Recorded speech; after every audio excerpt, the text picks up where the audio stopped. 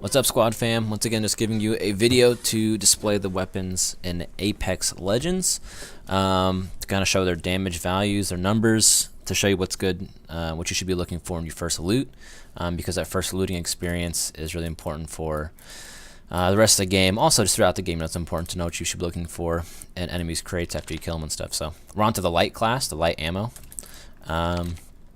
So yeah, we're just gonna go straight through it. There's quite a few of them, so I'm gonna try to go quickly here. We're on the P2020, which is a pistol, semi-automatic.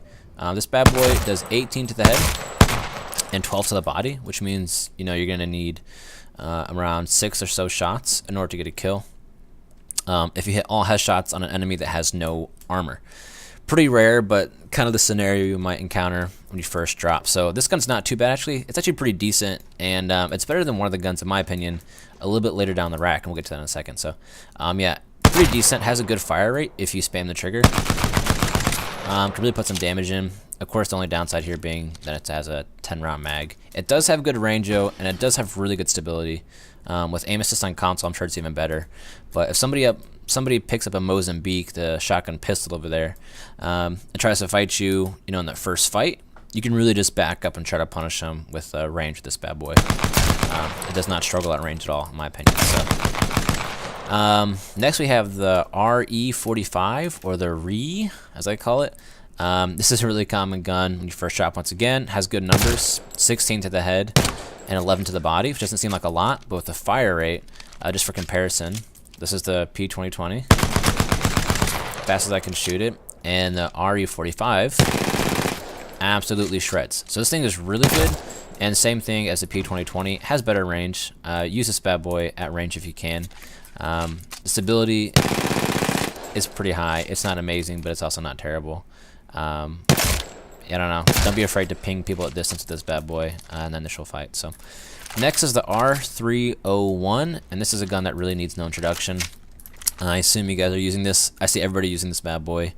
I think Shroud hit his highest kill gameplay with this thing. So, I'm just gonna shoot this thing with no recoil control to display how stable it is, which is absolutely nuts. As you can see, it kind of goes from there to there, and then stays around that height. This thing is very stable. It does 28 to the head and 14 to the body. So this gun is unique in the sense that the headshot multiplier is significantly higher than the body shot. 28 and 14, so that's obviously 50%. So that's a big difference. Body shots do 50% of what the headshots do. It's a big difference. And so you do want to go for headshots when possible, but the fire rate does allow for, body shots to kind of supplement the damage. So I would say definitely pick this gun up. It's really good. Look for a stabilizer, maybe look for a sight. Extend the mags, of course, is really nice, but this gun is really popular for good reason. It's very, very good. The one tip I'll say, I've had a few wins now where I've 1v3'd or 1v5 against a couple squads. I would really say a good tip for this gun is crouching. This thing has decent hip fire. It's not terrible. It's not amazing.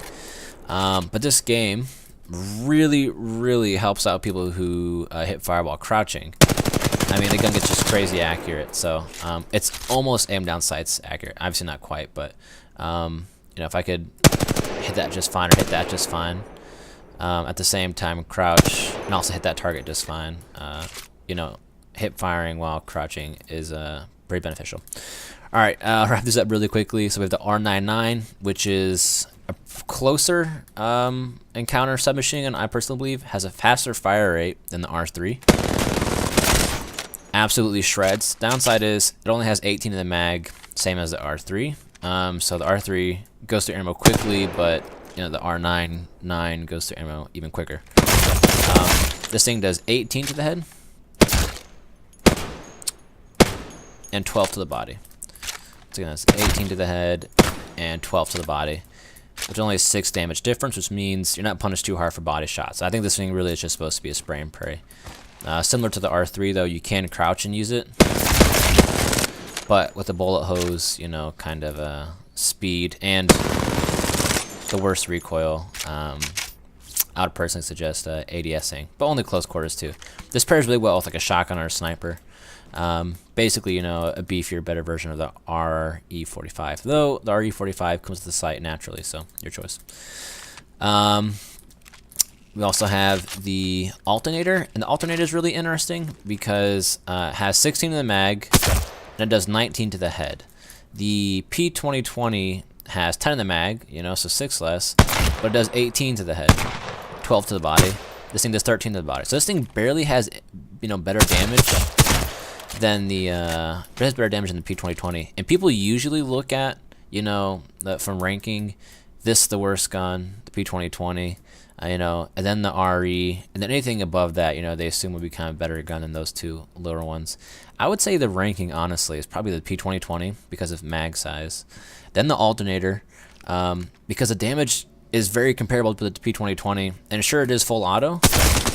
What's interesting about it is you can actually spam the P2020 faster than you can shoot the alternator in full auto. So I don't know. These two are kind of on the same field. You know, if you like full auto and if you like this sight more than you like this sight, then I guess go for the alternator. But I personally don't even mess with the alternator. I'll just pick up a pistol or something like that. I don't waste time trying to swap things around for that bad boy. It's basically a pistol. And I think, honestly, the RE is better than both of them. So, and then finally we have the Scout. And this is a gun I'm sure you guys are using. If not, you should be. This gun is absolutely insane. It takes light ammo, which is very common, right? They put a lot on the map because you spray through a lot of it, because guns like the R99, you know, use ammo quickly, so they put a lot on the map. But the Scout itself actually has really high single hit damage. You can do 60 to the head and 30 to the body. So that's a 50% drop, just like we see in the R3. The difference is, obviously, if the person has no shield, you can 2-tap with this bad boy. It has decent fire rate as well, so if I shot as fast as I could, ends up something like that. So this gun's actually really, really good. If you put a medium to long range scope on this thing, this guy is definitely going to carry to the end. So I would use this and then combo it with like a Peacekeeper, or one of my favorite guns, the Wingman. Yeah, this gun, the Scout, is very, very good. Keep on the lookout for the Scout for sure. This thing has great stability.